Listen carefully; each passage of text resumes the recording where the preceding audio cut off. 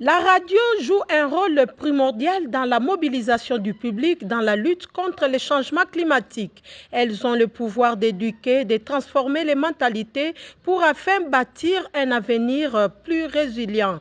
En célébrant cette journée mondiale de la radio 2024, les représentants résidents de l'UNESCO a salué l'engagement de tous les acteurs et des organes de médias, des étudiants et autres chercheurs pour leur travail ayant fait face à la crise climatique et qui a permis de construire un avenir meilleur pour des générations futures. Nous avons eu le plaisir pendant des années d'avoir la radio Léo.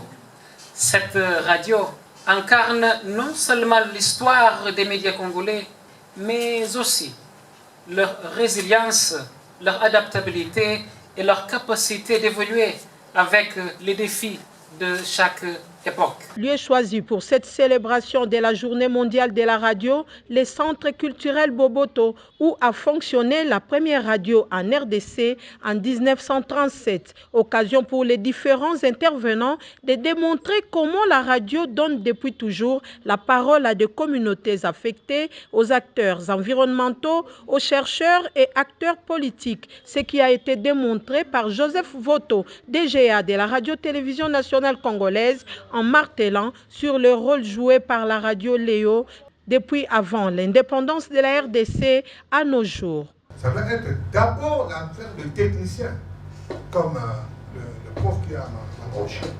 Il a étudié l'environnement et quand il vient en parler, il en parle avec autorité.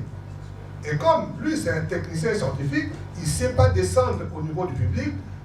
Le journaliste qui a été formé dans le domaine peut maintenant vulgariser ces notions-là. Il s'y est de noter que le débat au cours de cet atelier permettront de sensibiliser, encourager et conscientiser sur la radio comme outil au service de la vie sociale et de lutte contre les changements climatiques, un des objectifs poursuivis par l'UNESCO.